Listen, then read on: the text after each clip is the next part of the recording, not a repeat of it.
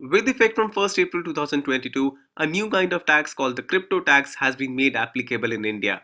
Let us quickly discuss the provisions of Section 115 BBH, which have been newly introduced and deal with the tax on virtual digital assets.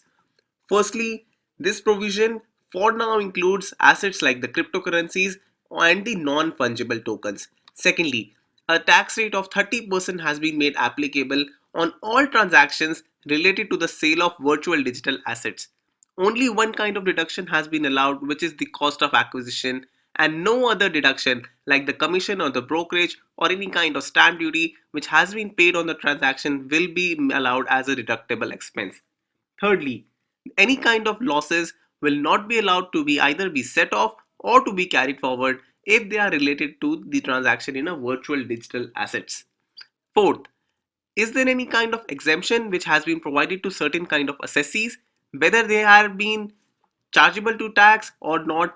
Every kind of assessee will be made applicable under this 30% tax rate. And lastly, the provisions of TDS will be made applicable from 1st July 2022, and TDS at the rate of 1% will be applicable on all kinds of transactions related to the sale of virtual digital assets. However, Section 194S provides two kinds of threshold limit.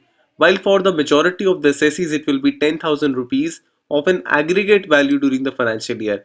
That is, in the entire financial year your sale amount exceeds rupees 10,000, then you will be subjected to a TDS of 1%. However, if you are a certain category of individual or a HUF, as you can see on your screen, then that 10,000 rupees limit will be seen as a 50,000 rupees limit only for these particular kinds of assessees.